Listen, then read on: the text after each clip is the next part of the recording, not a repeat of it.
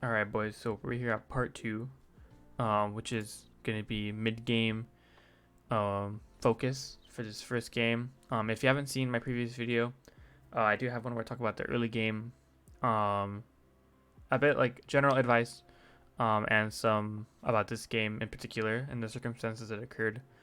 Um, but yeah, let's just jump right into it. So as we left off here, I was sieging this base. Also, this is like really loud.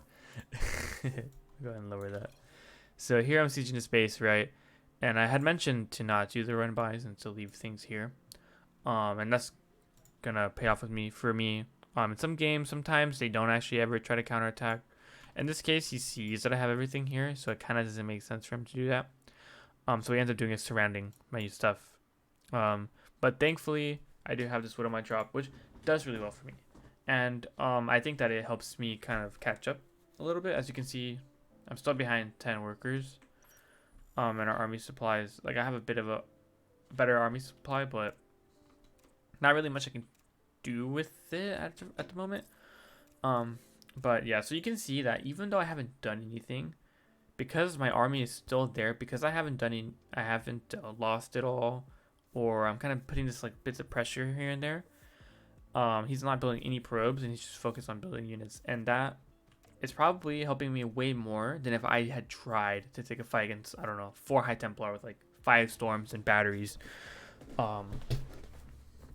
So this one of my drop does get a really juicy hit. I like doing the one of mine drops over sending 2 medevacs to bio because I feel like if I'm to lose it, there wasn't much of a risk to begin with, and there was still a good like bit of a chance for me to kill a few probes, or quite a large amount of probes which occurred here, so it was really good for me. And then Cyan does go for the counterattack. I think it's a little bit of a mistake. It has to have so much stuff here. But here he sneaks in the zealots, kind of moving this around here, and then I go home. So, like I said, unit retention so good. So at this point here, nothing has really happened. I have killed 10 probes with the mines. I lost a raven in the beginning.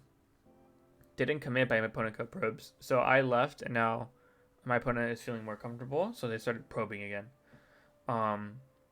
Also, another thing to note is my opponent's playing 1 forge. And this is actually super important because two forge armies that include Archon, Stalker, Immortal Zealot, those are not cheap. Even on 3 bases, those are not cheap, right? Especially because of the High Templar, or even, for example, Colossus. So, it's really good to kind of confirm that. For example, you could just click on the Stalker and I would have seen he only had 1 armor. And in my head, that's like, okay, this person is definitely not, is definitely committing to the defense. They're not trying to sneak in a 4th, add another forge, and funnel their money elsewhere. And maybe, like, if your opponent does that, you might notice, oh, their army is not that great. Like, maybe I can take this fight. And you kind of go for something like that. So those are the subtle hints that you're looking for as you go into the mid game, because it'll dictate what upgrades you get, what army compositions you start switching towards, and if you need to prioritize upgrades. Those are super important for the mid game. For example, I've pretty much kind of come up with 2 different ways you can play it out. The first is a bit. It's pretty popular. It's like cutting or delaying 2-2 for more army, and kind of hitting this really sharp timing where maybe at 10 minutes you're maxed out, nearing max out, and your opponent at that time is trying to take a 4th, and you can come into a fight where you're maybe maxed out there or not. That's an example. The other one would be you go for the double upgrades. You go for the 2-2. You go for a 4th, so then you're both kind of playing out the macro game, and your timing is more shifted towards doing something on 2-2 upgrades. So that's kind of how I see it with this matchup, and how like kind of like most games go. I guess this really mostly applies to maybe like Diamond 1 above, when you're not getting cheese. But yeah, so that's kind of how I've come up with it. So you can see here I already added Ghost, and I've added this Liberator because I want to pressure again. And I need Ghost because they have High Templar, and the only way in which I'd be able to pressure properly and to be able to negate the storms just through EMP. Not building any Vikings because I don't need to. Just focusing on that. Of course, the thing that kind of sucks here is I don't have these gases yet, and it's possible that because I don't need to build Vikings plus ghosts, now I can build 2/2 and squeeze in a few ghosts for my composition, as opposed to I need to build Vikings and ghost, makes it way harder to afford 2/2, and so therefore delaying it, because maybe you're worried about them pushing into you with like 4 Colossus, right? Because maybe they already have 2 Colossus and you don't have any Vikings. Like that could be an example in which you need to make that adjustment. But thankfully I do have a really good army. I actually have a lot of supply as well, in army, and I'm kind of doing this. I kind of have like not too great of an SV count, to be honest. I also did lose 2, so I would have been at 60 actually. Which I heard a popular other YouTuber, Terran YouTuber. Oh, I tried to EMP the temple there. I tried to be fancy. Another Terran YouTuber has talked about 60 SCV counts with the very good Korean Terran. But yeah, so here, as you've probably seen here, I have 2 kind of armies out, and this is again a way you don't need to play. I'm choosing to play this way because I think that if you can, it's really good. Here you'll see soon that I deny his 4th, and I avoid losing units here. I will lose these tanks, but for the most part, I'm not gonna take this terrible fight, and I'm still squeezing in a Liberator harassment. So, dude, I can't believe it. Oh my god. Okay. So this is the nice thing about retaining all those units, is that now I can afford to do something like have a stronger mid game because I have more stuff left over, and I could therefore have a little bit more map presence. Because I could have also kept this together, and maybe this army just dies because I have these 2 together, because I just have that much stuff. But unfortunately, I did have this army on the other side, and now I have to kind of like use that. So here I EMP some of the Templar Bale, and then I didn't clear this tower because I'm a noob.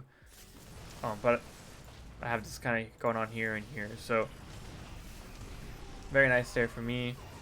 And here you can see I've been squeezing out so much ghost medevac, but I finally have the means to build my armory in my eBay, and also because I have a lot of ghosts ready. 4, 5, like that's a good ghost count. But yeah, my opponent's actually playing like Zest, just floating infinite minerals. Like with stalkers. So at this point of the game, the mid game is really a lot about if you're an aggressive Terran, then you're looking for your opportunity to take a fight.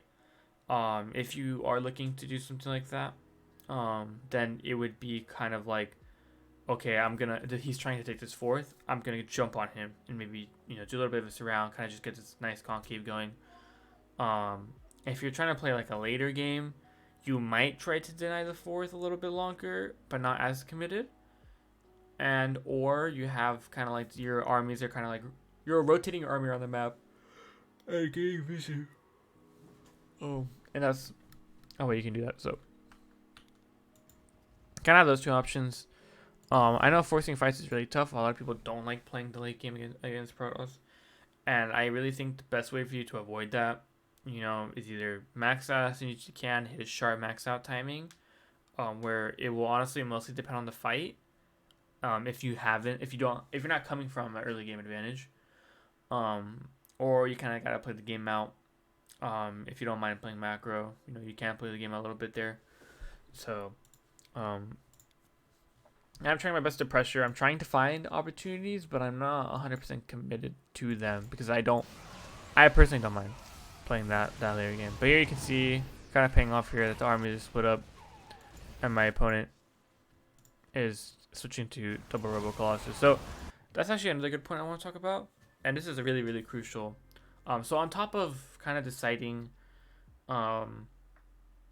what to prioritize with like 2/2 or Ghost and Viking and stuff like that, the other really important thing is that if your opponent is only playing one type of splash damage, when it comes time to take their 4th, they usually add a second one, and I think it's really, really crucial to squeeze in a scan. The most common plays are honestly the natural, or they might add that extra tech, And if they're playing from High Templar, it's usually double Robo. If they're playing from Robo, it's usually High Templar. So either way, you usually end up with Ghost Viking. But the nice thing is if your opponent is only playing with one for a good amount of time, it means is that you only need to build one, right? Because it doesn't make sense if like they're building High Templar and it doesn't make sense for you to build Vikings. Yeah, unfortunately with those moves though, wasn't able to close out the game. Here I think if I was just a little bit more decisive, if I think I scouted this Robo switch sooner and just built more Vikings, I could have actually won the game sooner. But I didn't have any Vikings against Colossus. And on top of that, I actually don't have a whole lot of Marauders. I got a lot of Marines. And it could be just overall be scary to take this kind of fight this third. And so I tried to keep denying the fourth. But I think that if I had scouted the Robotech switch sooner, and I could have had that jump start on Vikings, that I could have actually won the game a lot sooner around this time, because I wish my army would have been better. So definitely a mistake on my part. Could end this game 10 minutes earlier. But it's also nice to show you guys like what you can do even better than me, which I guess is not too hard. But I'm trying. I'm adding these liberators to harass. I'm trying to create space, room really for me to do damage, but unfortunately it's just not enough. I wasn't able to squeeze in that mid-game damage there. There were multiple means of harassment, trying to deny the fourth for as long as possible while like maintaining some map presence. And obviously as you can tell now that I'm taking my fourth, the game is going to be steering towards the late game. But I hope that helps clarify some things. Like I said in the other video, this is going to be now. The next part is going to be late game TvP, and what that's all about. That one's going to be fat because there's a lot to talk about. But the mid game is a little bit weird these days. I feel like the mid game is really short. Like it's a early game for like 8 minutes, mid game from like 8 to 12 minutes, and then everything after that is just like carriers and Vikings and Tempest. Oh my god, dude. Yeah, so I hope that helps though. Like I said, I hope it clarifies some things. I'll try to add some notes or something again here to maybe summarize what we talked about, and maybe I'll add some additional stuff that I may have forgotten to say. Yeah. So obviously I recorded these one after the other, so who knows, maybe the next one is gonna be the same. But I'll see you guys later.